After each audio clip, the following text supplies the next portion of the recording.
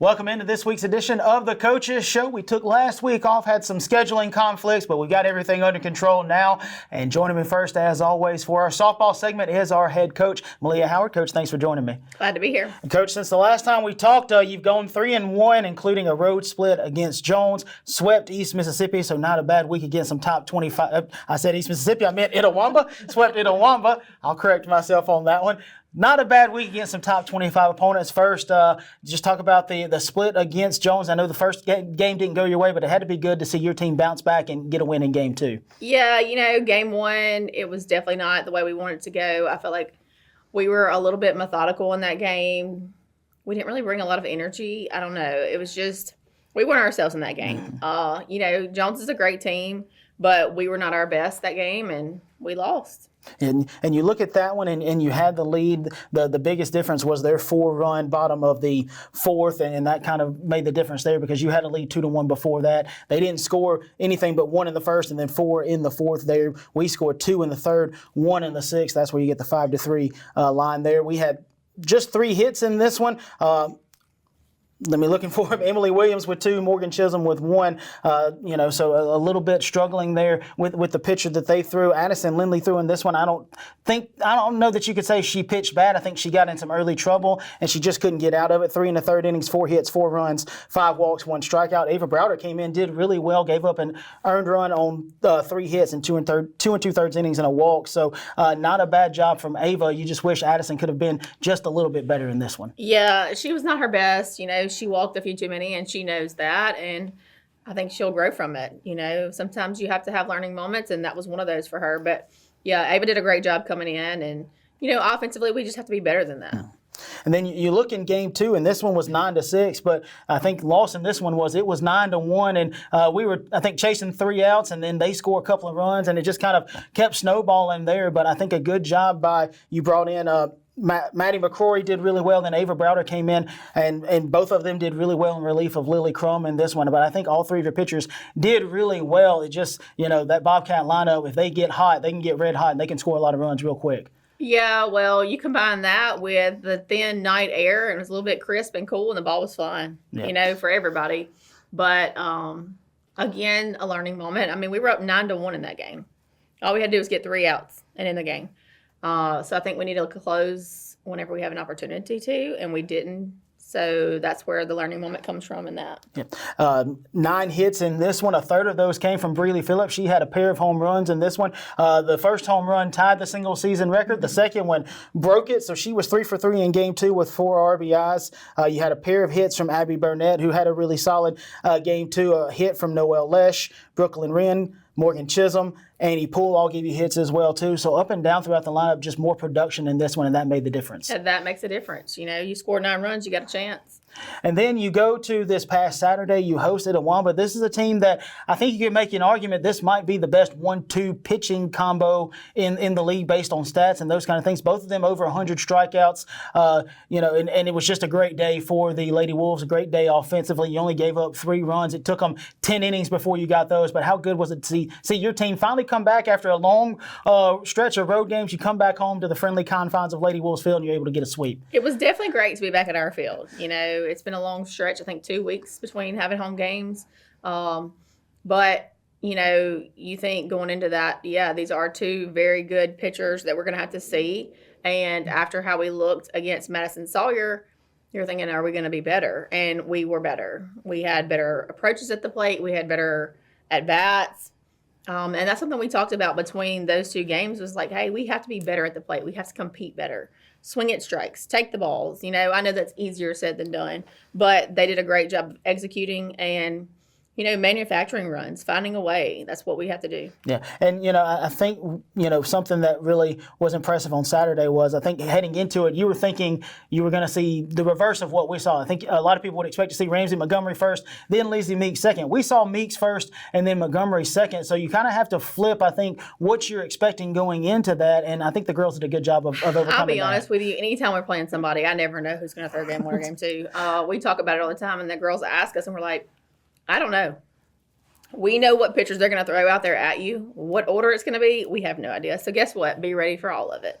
And, they're two very different pitchers, like you said, but We knew what to expect from each pitcher, and we executed. Yeah. And you look at this one, there were no runs in the first between either team. 3 in the second, 2 in the third, 3 in the sixth. It was a walk-off 2 RBI double from Morgan Chisholm. That's what gave us the 8-0 win there. There were 8 hits in this one, 1 from Yachty, 1 from Emily Williams, 1 from Andy Poole. Morgan Chisholm had a great day in game 1, 3 for 3 with the 2 RBIs that I mentioned. Stella Roberts, Noelle Lesh with a hit as well too. So again, another day where up and down the lineup, everybody was producing. And again, as we just mentioned, when everybody's producing, this lineup is very deadly. Oh, very tough, and our athleticism throughout the lineup 1 to 9 is incredible.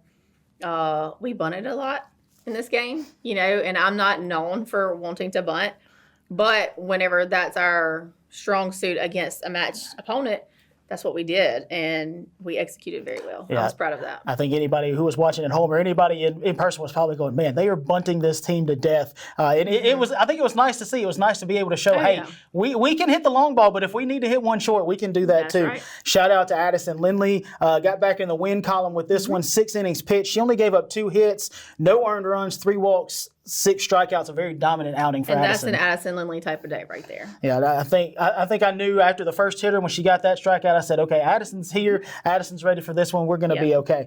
And then you look in game 2. This one was 11-3. As I mentioned, they scored their 3 runs, but it took them until the 4th inning. That's the only time that they scored. We scored 2 in the first, 4 in the second, 1 in the third, 2 in the 4th, 2 in the 5th. It was a walk-off hit again in the 5th that allowed you to seal this one. But your thoughts on this one, how the girls were able to just come out, really just take control from the get-go and run away with it? Well, against Ramsey, who's a very talented pitcher, very proud of our girls. And, when you're reading off that stat line, I really like that because, hey, we're scoring every inning.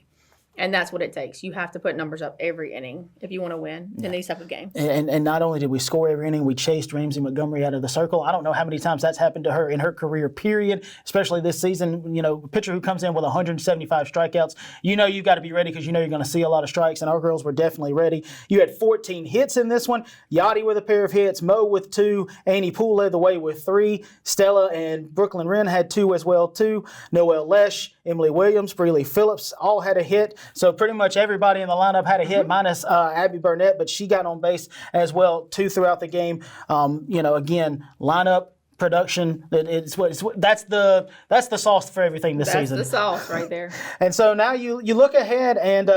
It's kind of weird to say. We've only got 2 weeks of the regular season left. Blink and we're here at the end. It's crazy. And the good thing is you get to finish the last 2 at home, which means the next 2 we're going to talk about are going to be the last 2 road games, and they're 2 pretty tough teams. Gulf Coast is going to be this upcoming Wednesday over there at 4 and 6. You're going to go to Senatobia, play Northwest on Saturday at 1 and 3. First, the Lady Bulldogs. What do we know about that bunch? I know that's a team that's been up and down. They're fighting for their playoff lives right now. But what are you expecting out of that bunch when you go over there? I think they're going to play hard. I think they're going to be scrappy. And like you said, they're in a situation where they need to win. And where we're trying to fight to, we want to finish first in the conference. They're fighting to get into postseason. So it's going to be a rubber match for sure. And then Saturday, I know this is a Lady Rangers team, again, kind of the same thing. They had, early in the year, it looked like they had not been playing well. They've been playing really well in conference play. I know they got swept this past Saturday by Hines, but they were in a 3-way tie for a second. So they're fighting for that second place spot and fighting for a chance to host a pod in region play. What are you expecting out of that bunch when we go up there? They're going to play hard. And they're going to be scrappy as well. Honestly, I could probably say that about everybody we have left. But, we're just going to go out. We're going to play Co-Lin softball, and we better bring our energy and play hard and leave it all on the field. And I think good things will happen for us. So there you go, ladies and gentlemen. Lots of exciting things happening for the Lady Wolves. They go 3-1 in 4 games against ranked opponents, split with Jones on the road 5-3, lost 1-9-6 in game 2. They then sweep Itawamba, the number 13 ranked Lady Indians, 8-0, 11-3. They'll go on the road, play the Lady Bulldogs of Gulf Coast on Wednesday, and then they will play the Lady Rangers of Senatobia on Saturday. That'll wrap up our softball segment. Stick with us. Coach Flessner coming this way. We're going to talk about how baseball did last week and look forward to their next few coming up.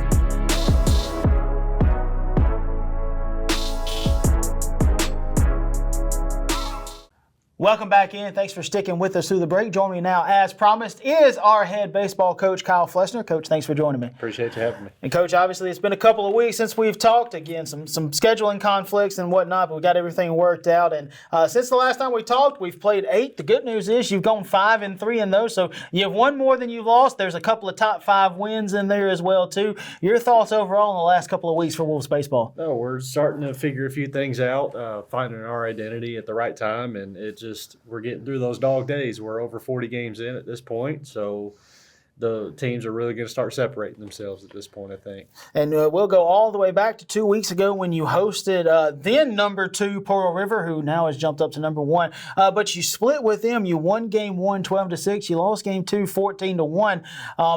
In the game 1 win, really behind the strength of a 10-run inning, just kind of an offensive explosion. I had a lot of people texting me and being like, what's going on at Sullivan Field? And I told them, I said, look, if you're watching the game, you're seeing it just as I am too.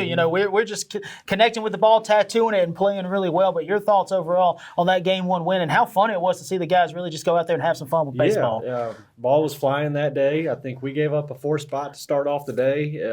I think it was a home run, very first at bat, and hey, here we go. And our guys got punched in the face really quick, and they responded really well. I thought the attitude coming into the dugout after the 4 spot was not bad at all. They stuck with it. We were able to throw up some zeros and grab them by the tail, and just that 10 spot, man, it's hard to come back from. We took every bit of momentum and didn't give it back. And hats off to our starter for that. And then the lineup being able to keep on adding and adding. Yeah, this was a game where, not only did you score 10 runs, you were a grand slam away from the home run cycle because you hit a solo 2-run and 3-run in this game as well too. Just anything that could go the Wolves' way in this one went your way because 12 runs on 14 hits, that tells you everything you need to know. Bryson Jones led the way at the leadoff spot, was 4 of 5 in the game. John Mark Grissom was 3 of 5. Bradley Hanlon gave you a couple of hits each from Donovan Moore, Trey Davidson, Caleb Brooks, Avery Griffin, Evan Holifield. Nearly everybody in the lineup got you a hit in this one. If they didn't get you a hit, everybody in the lineup got a base at least once because Brady White drew a walk in this one as well too. So again, we've seen it. When this lineup is producing that way, even if it's just a hit from each guy, this lineup can be very dangerous. Yes, it's an offense that can, like I've said a million times, play downhill, but we do a really good job not letting teams out of innings when it's really tough to find outs. So. And, give all the credit in the world to Cameron Patterson. CPAT had a really good game, really good outing despite a little bit of a rough start. He did give up the 4 in that first inning, but then after that, it was just 0-0-0. Gave up a couple more throughout it, but 6 innings, he gave up 6 runs, 5 of those earned on 5 hits, 4 walks, 6 strikeouts. I thought, again, that line just shows you how dominant. It doesn't show you how dominant it was because, like we said, the 4 of those runs came in that first inning. And I think I was maybe 4 seconds away from making a move and going to Buffalo there in the first just to try to get out of the inning, but he was able to settle in and just got a breath of fresh air. He gave up, I think, 2 home runs in that very first one, and that's a really good offense that he was pitching against, and so there's always that in the back of your mind. I think one of those home runs should have counted as 2 for how far it was hit. It felt like it just – but that's just a veteran, pitcher right there. He has not had some outings that have gone the way he's wanted, but he's kept his head down. He's worked. He's made sure he's controlled what he could the whole time. And then you go shout out to the guys you came out of the bullpen with. Parker Ishii, Nash Sturdivant. Parker gave you 2 innings. Nash gave you an inning. Both of them scoreless and hitless. Parker with 3 strikeouts. Nash with a strikeout. So those guys came in and just did the job you asked them to do. Yeah, it helps when you got 94 to 97 coming out of the bullpen throwing strikes, and it makes it a little bit easier because they were starting to get some momentum back. It was 12-6 at that point. After being 12-4, they got a solo shot in the 5th, and then they manufactured another one in the 6th, and then so hey, they're getting a little bit, and Parker did a really good job shutting down anything else offensively, and then Nash coming in the 9th. It's home to him at that point. And then in game 2, just kind of a vastly different game. And it's hard to say that our guys played back because it felt like we put a lot of balls in play. Unfortunately, they found a lot of gloves. But, when they score, 1 in the first, 2 in the fourth, 3 in the third, and you're down 7-1 after that point, it kind of feels like, not that that's an impossible mountain to climb, but when it's 1-1 after the first, you're thinking, okay, that's not bad. Even when it's 5-1 in the second, if you can go, all right, if we can scratch one, we still feel really good. But when it's 7-1 after 3, and you're only playing 7 innings, that's a tall order to overcome. No, their starter gave them a really good outing, 6 innings. I think he had a really heavy fastball that day. It felt like we were on the fastball every single time, and it just didn't go anywhere. And so it felt like he was throwing bowling balls up there, and he gave them a really good start after a much-needed, outing. Just, I didn't think they played bad at all in Game 1. It's not like they did anything to beat themselves, but they had to find a way to get a split, and he did a really good job making sure they had a chance to. Yeah. So. And then you go to that past Friday. On Good Friday, you played East Mississippi, and it was a really good Friday for the Wolves. You got a sweep in this one, including a walk-off in Game 1. We'll talk a little bit more about that in a second, and then a run rule in Game 2. How fun was it as a coach to see your guys come out and win 2 games that were vastly different? This was one that was, especially Game 1, it was really back and forth. They came back and tied it, and again, then we had the walk-off there in the bottom of the 9th. Avery Griffin, the walk-off hero, with the 3-run home run. But your thoughts overall on Game 1 and how good it was to see the guys be able to overcome some adversity throughout this game? Yeah, it was overall a very frustrating game. It didn't seem like any call would go our way. We, I think we walked more people than we ever have on pitches that could have been ball or strike. You could argue either way, and it's so easy to try to blame somebody else. And we just had to keep looking at ourselves and, hey, what can we do? We have to stick where we are, and then we got to dig in here. And so Avery did a really good job answering the call in that very last inning. It was a weird at bat. He saw one pitch of the first 2 pitches, and then they made the switch middle of the count, and then he was, it's easy to not be locked in and ready to hit right away. And I'm thinking, did he hit it on the first pitch that guy threw or something like that? First or second pitch, yeah. It was really early when he saw it. Yeah, and it was just a really good moment for him. Caught a barrel on, what was already a frustrating game. At least gave us the right result for it, and then helped us stay in a better headspace for Game 2. Yeah, I think it being a home run was the perfect cherry on the top. We knew it was going to be a walk-off hit because it got over the left fielder's head, but that ball just kept going. And on the call, I was like, it's going to be a walk-off hit. That's a walk-off home run. So a really good day for him. 11 hits in this one, 2 each from Bryson Jones, Caleb Brooks, Avery Griffin. Brady White gave you a hit, along with John Mark Grissom, Bradley Hanlon, Trey Davidson, and Donovan Moore. Tanner Blackwell got the start in this one. Not a bad outing for him. 4 innings. He gave up 2 runs, both earned, 3 hits, 3 walks, 5 strikeouts. Cohen Weinhofer came in, gave up 3 runs, all earned in 2 2/3 on 3 hits, 3 walks, 2 strikeouts. Lucian Walker pitched a third of an inning, gave up an earned run on 2 hits. Nash Sturtevant actually came in and got the win in this one with 2 innings of scoreless, hitless relief, no strikeouts or anything. But, again, you look at that line and you go, nobody that you pitched bad in this one. East Mississippi was just able to hit the ball. Yeah, they did some really things well, some good things. And then, that was the point. I think they were playing their best baseball. They had some really good sweeps. They were just coming off a sweep against Meridian.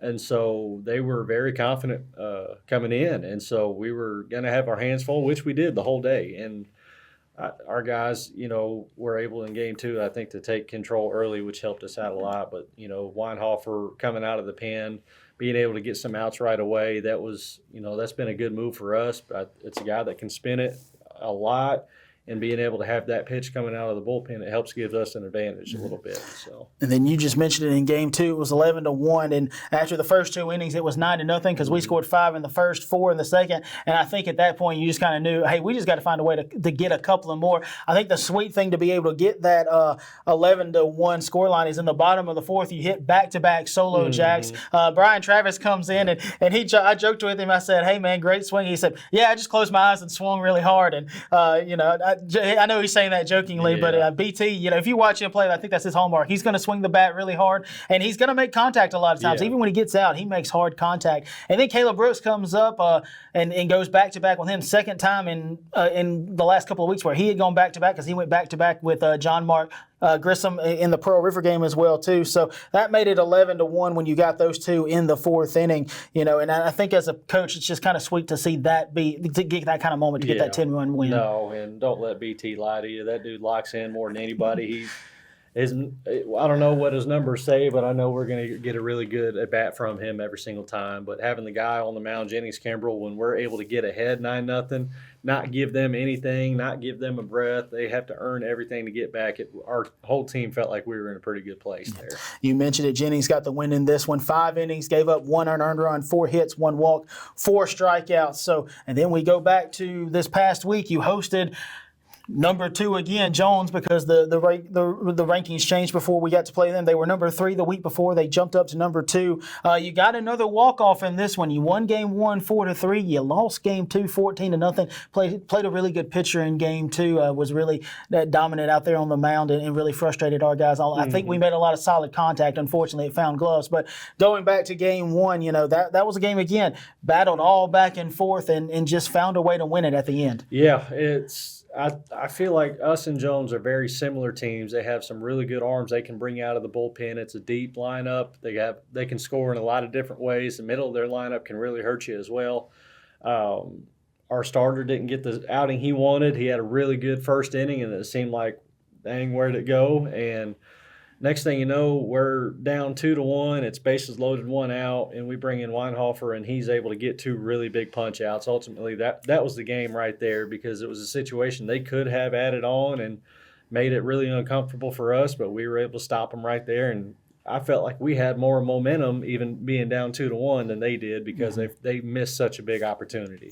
And you mentioned it. We scored 1 in the first, 2 in the second is where they ended up taking the lead. And that was when you brought Co-Lin in and bases loaded. And not only was it bases loaded, it was bases loaded with their top 2 hitters coming up in Guidry and Russell. And Co-Lin just said, here it is. If you can hit it, good luck. And neither one of them could. Back-to-back strikeouts. And like you said, him coming off the mound, our guys coming out of the dugout, it just felt like, even with Jones having all that momentum, it swung right back our way into our dugout, and the guys really just ran with it. We scored 1 in the 3rd to tie it, scored 1 in the 7th to take the lead. They scored 1 in the 8th on just an unlucky base hit that tied it, and then we scored 1 in the 9th. Trey Davidson hit a single to start the inning, and then Bradley Hanlon hits what can only be classified as a bloop triple. I don't know how you sit there and go, how's a bloop turn into a triple? Well, when it's hit on the baseline and the right fielder dives at it, because that's the only way he's going to get it, and it gets over him, and Trey scores from first. That's how you get the triple. And, that was a fun moment. I think as a coach, it was fun to see and see guys come through for you. Yeah, it was huge to get that run in the 9th, not just because it won the game. Obviously, that, it's huge to win the game. But we had 2 outs, nobody on, our 3-hitter up, and they go and make a mound visit basically to tell their guy, hey, you can't let this guy beat you anyway. We found a way to get on, extend the inning, because what they had coming up in their lineup as well was the meat of their order, and it was our pitcher had been out there, I think, 2 innings already, so we would have had to run him back out there for a 3rd inning. You don't know what type of stuff he would have had, so there was a lot of scenarios. If we weren't able to get that run in the 9th, hey, it could have been a totally different ball game. Yeah, you mentioned it. CPAC got the start in this one, gave up 2 runs, both of them earned on a hit, 2 walks, 1 strikeout. Co-Lin Weinhofer, 5 2/3, gave up 1 earned run, 2 hits, 3 walks, 7 strikeouts. Again, when Co-Lin's curveball and the slider were working the way they were in that game, he's nearly unhittable and really hard to score against. Jennings Kimbrell came out, only gave you a 1/3 of an inning, gave up 1 hit. Again, you went with some matchups because then you immediately went to Nash. Nash gave you an inning, 2/3, scoreless, hitless, a strikeout in that as well too. He gets the win in relief in that one, and that's how you get the 4-3 win. And then in game 2, just again a little bit of a head scratcher. Again, we faced a really good pitcher, didn't give up a hit to us. Unfortunately, we drew 5 walks in this one, so we got some guys on. And again, it just felt like every time we made contact, it just found a way to get into a glove and being out instead of getting through. Well, and it's been a tough run for Wes as well. His last couple starts been getting hit around a little bit. We were able to kind of see some stuff on video that people may be picking up on a little bit. And baseball gets harder at some point. It's going to humble you. He goes from 5 straight complete games that he gets beat his last few starts out. That's baseball. He's kept his head down. He's kept working. He hasn't let it affect him one bit, and we're completely confident going into this midweek and a really big week versus Gulf Coast as well. And then this past Saturday, 2 very different ball games. Game 1, if you like offense, you liked game 1. I said on the stream during softball, I said, this is a good day for offense, a bad day for ERAs. Yeah. I jokingly said something to some people after the game. I said we used 5 pitchers. Itawamba one-upped us and almost used 2-to-1 pitcher. I said they used 9. After game 2, people were asking me, they're like, how's baseball doing? I was like, we just took the lead 21-13. They're like, how they doing game 1? I said, no, that is game 1. Yeah. And they were like, Oh, I said, yeah, it's been a long game, one in Fulton. And ultimately it was 21-13. We could sit here and talk about all these stats and everything. You had 19 hits. I think the two most important ones that you can talk about, John Mark Grissom was 4 of 5 with 7 RBIs, including a grand slam that ultimately gave you the lead. That was in the top of the 7th. It made it 16-13 at that point. And Brady White quietly had a really great game as well, too. 3 of 4, 6 RBIs. Any other day, people would go, man, did you see how great Brady did? Yeah. And he's edged out slightly by his own teammate in John Mark Grissom. And you're sitting there going, man, those two alone had 13 RBIs. They had as many RBIs as Itawamba had runs scored. But just a bit of a crazy game. When you're up as much as we, at one point, I think we were up 6-1, and yes. we had a big lead, and they were able to come back and take the lead, and then the grand slam gives you the lead. You're riding a lot of a roller coaster of emotions during this game. No, we got their starter out before he was able to record an out. We're up 6-0 before anything happens, and then they come up. We get the first guy out, 3 pitches and a strikeout, and you're thinking, hey, this is going to be a really good one. And then the next guy hits a double, then the next guy hits a home run. Then you quickly figure out, okay, this is the game that's going to be right here. You figure out Itawamba knows what they're really good at, and they're going to do it really well. So, I mean, the pitching decisions were really easy. It didn't really matter who you put out there that game. They were going to get hit. Our guys, I think, were able to throw a little bit more strikes than they were and ultimately make them have to earn more than we did. And so I think we had more runs than hits, and that'll be, they didn't make a ton of errors, but they walked a few too many, and they were able to take the lead with a 3-run home run, I think, in the 6th inning there, and then we were able to take the lead right back with a grand slam when we didn't have to earn as much, and we were able to make it hurt a lot. Yeah, and you look in this one, Tanner Blackwell got the start, 3 2/3, gave up 8 runs, only 5 of those earned on 8 hits, 3 walks, 2 strikeouts. Jacob Buffalo came out of the pen for you, and I think gave you maybe one of his best relief appearances. Yes. It took until it was his 3rd inning before they scored on him. They did ultimately score 2 runs, both of them earned on 4 hits and 2 strikeouts, but for the inning and a third before they scored, it was masterful. It was a great job by Buff. Every time I looked up, I was like, man, he's just getting outs, doing what you need that guy to do. Lucian Walker came in, got roughed up a little bit, a third of an inning, gave up 3 runs, all earned on 3 hits. Caleb Flynn, ironically, gets the win in this one with 2/3 of an inning, gave up a hit and a strikeout. And then Nash Sturdivant, the most odd stat in all of baseball. If you pitch 3 innings, you get a save. Nash Sturdivant gets a save in a 21-13 ball game. Yeah. At the time when he came in, it wasn't 21-13. But I think the most important thing is against a team that was hitting it so well, he came in 3 innings, hitless, scoreless, 4 strikeouts. He absolutely shut down that offense for the Indians. He's done that all year, and we were trying to get to the point, hey, if we can get the lead and get it to Nash Sturdivant, that's what we're going to do. And you think, okay, he gave us 2 really good innings, and we got an 8-run lead now, so we can try to go with somebody else, save his arm a little bit. But that type of game, no lead is ever safe, and so you got to stick with it and just keep the momentum going your way and just go for your chances in game 2. I think I jokingly told some people, I said, Coach Flessner said, I've had enough of this. I'm bringing the hammer in, and we're just going to ride him till we can't ride him anymore. And then in game 2, kind of a different game.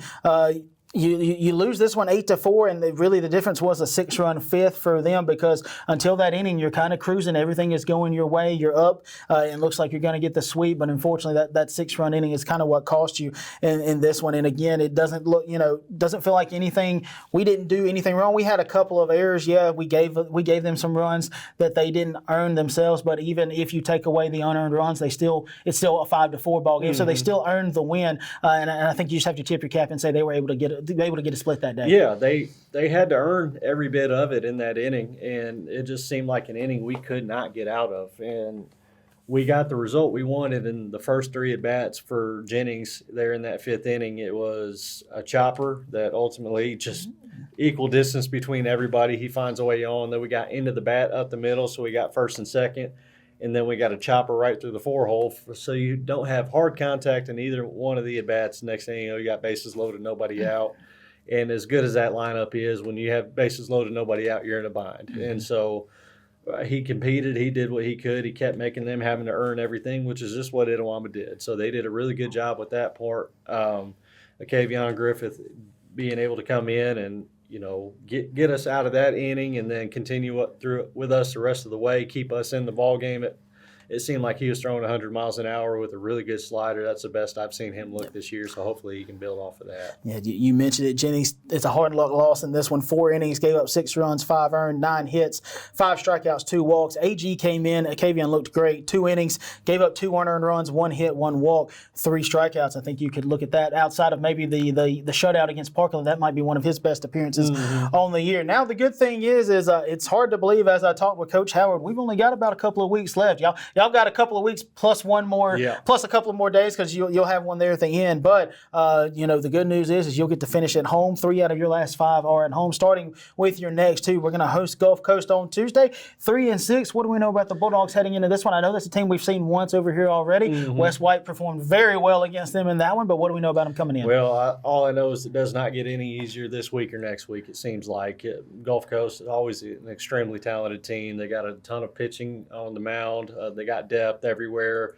Can be a very dangerous lineup as well. They're a team that if they get out and they have a strong start, they're going to be very tough to stop. So for us, we're going to have to be able to take control really early and then just kind of keep that momentum and don't let them get any sort of breath whatsoever. And then on Saturday, you'll have Sophomore Day. We're going to host the Rangers of Northwest. It's going to be a lot of fun. I think I've jokingly told people we're going to start Sophomore Day like an hour and a half ahead of the game because we got about 18 of them we've got to honor. So it'll be a long day, but it'll be a fun day. What do we know about the Rangers heading into that They're one? playing some really good baseball in conference. I think they're 13-5 in conference right now. They're able to get some really big splits. They're playing really well. They're going to come here looking to do the same, and it's a really good opportunity for us as well. Just a ton of really good competition, but also as far as standings go, at this point of the season, everybody's log jammed, and I think there's a 4-way tie for one spot. There's a 3-way tie for another.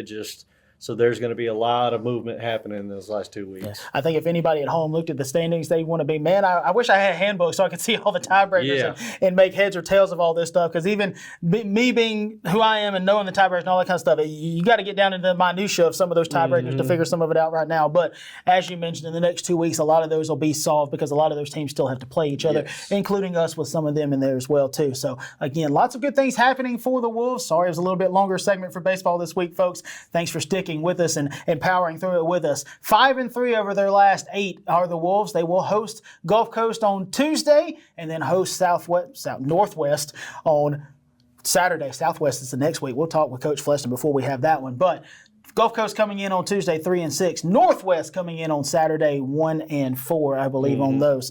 So that'll wrap up our baseball segment. Don't forget, men's tennis is also in action this weekend. They will go to Jones for the Region 23 tournament. Shout out to our Lady Wolves. They were the Region 23 runners-up. They played all the way into the championship. Fell to Jones in that one, but a great run for them. They'll go to the national tournament. We'll talk with Coach Case about all of that before they get to go, but really excited for them. The men have qualified already because our men's doubles team was the number 1 team, as well as our singles player, Nico Gerganitsa, winning singles in conference play as well, too. But they are in action this week for the Region 23 tournament. Baseball and softball in action, as we talked about. Golf has completed their time at the conference tournament, so hopefully we'll get to talk with Coach Kent about all of that as well, too. I'm Kevin Kyzar, your Sports Information Coordinator here at Co-Lin. Thanks for tuning in, and we'll talk to you next week.